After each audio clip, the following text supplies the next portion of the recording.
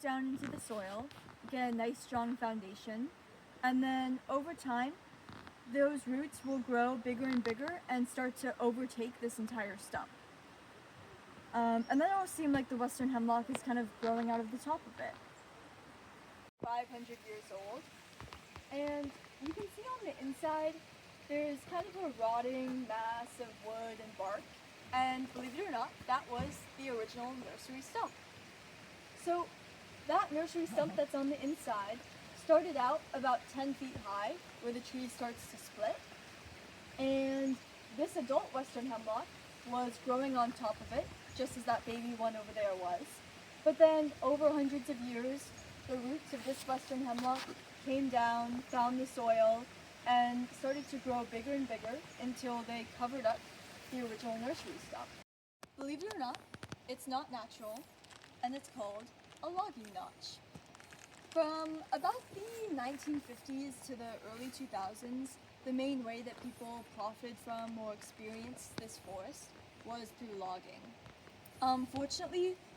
Fortunately, we have transitioned away from that. The deer heart has the same taste and nutritional value to spinach, and you can use it in pretty much the same way.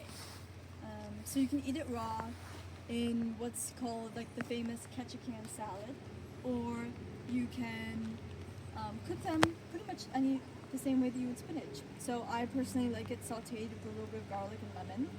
It's really good. And then you can see these ferns as well. The ends of them are kind of curled up. Those are just young ferns that are called fiddlehead ferns.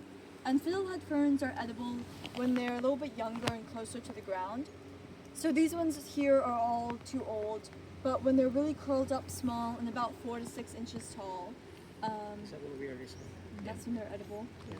Did you guys? We went through. If she's thinking that she needs a nap, or wants to go fishing or hunting, or go out and drink a mimosa with her mama bear friends, she'll just send her cubs up a tree, and they can hang out there for several hours at a time. It's kind of like a natural daycare for them. My top guess is that it's a male black bear. What he would have done is he would have done a big scratch just like that, and then would have come around here and rubbed his back on the tree, and you can actually see little tufts of fur where he rubbed his back, and he's just scratching and rubbing to mark his territory. Lots of little tiny teeth, and it kind of makes me glad that I'm not a little insect, because if I was coming along and then there was a giant slug with thousands of tiny teeth coming after me, I'd be pretty freaked out. You can see his little antennae starting to poke out as well. Banana slugs, this guy, yeah, there he is. This guy isn't too bad, but banana slugs do tend to be quite slimy. They have a natural mucousy slime that acts as a protective barrier for them, so that if anything tried to come after and eat it, the slime would protect it, and actually the predator's mouth would close shut because of how slimy it is. And around here we have a little dare, a little initiation where all of the trail guides have to lick a banana slug. Yes. And it supposedly gives you 7 years of good luck. Does anybody want to? No. Nobody? Really? Nah. No, thank you. Okay. I will lick him because I like to.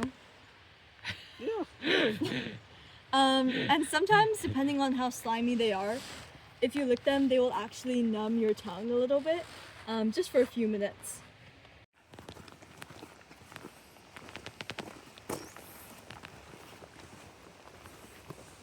This is probably one of the most complicated plants in the forest.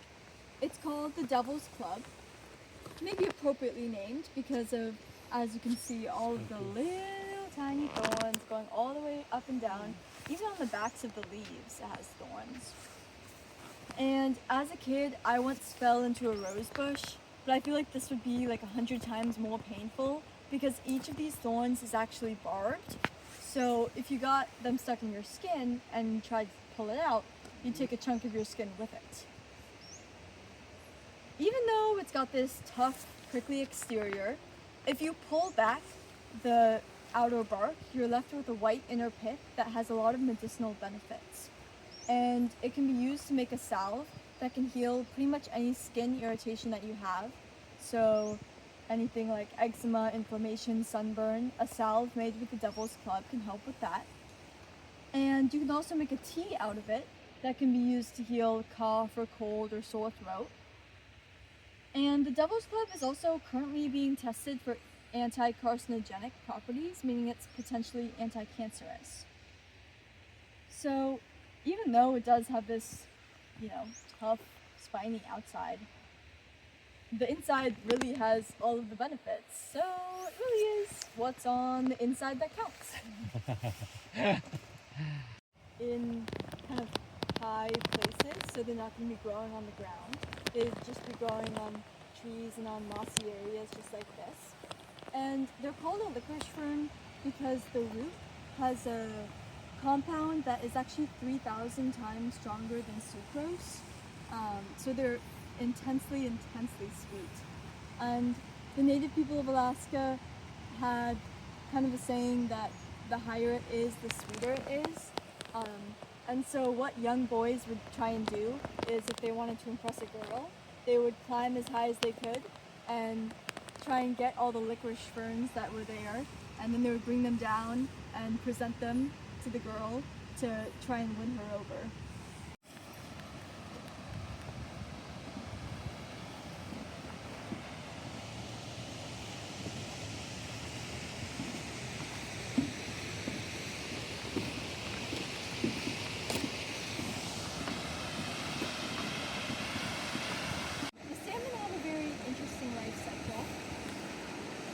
In this area are where the salmon eggs are kept throughout the winter, and they're stored here, incubated, they're kept fertilized, and after the salmon hatch, when they're old enough, they're released out and left to go into the ocean. And depending on what type of salmon, and we do get all 5 types of Pacific salmon coming through here, but depending on the type of salmon, they'll spend about 1 to 7 years in the ocean. Here is a 20-foot western red cedar. It's going to be carved into an honor pole for Wayne, Kevin's uncle, who I mentioned earlier. And Wayne passed away a few years ago, but because he had such an important legacy in totem pole carving, this is made for him. The bottom third, is going to be an eagle, because Wayne's name in their native language translated to real eagle. In the middle will be a carving of Wayne himself, and he will be wearing big dark sunglasses because he was known for wearing dark sunglasses. In one hand, he'll be holding one of these tools called an elbow adze, and in the other, he'll be holding up a peace sign because he was known for being a big hippie. This piece of timber along, and then the saw is going to slice it right down the middle. There, kind of easy cleanup. So whenever there was lots of sawdust being generated, it could just go down and they didn't have to worry about sweeping it up, but instead just go down and wash out with the tide, go out to the sea. I do want to say though, to be careful as you're looking down through these cracks, because you'll notice if you look closely that they're exactly the right size for your phone. Jake, then we have a couple guys here kind of learn how to do what we do in here as well. So we make a lot of knives here.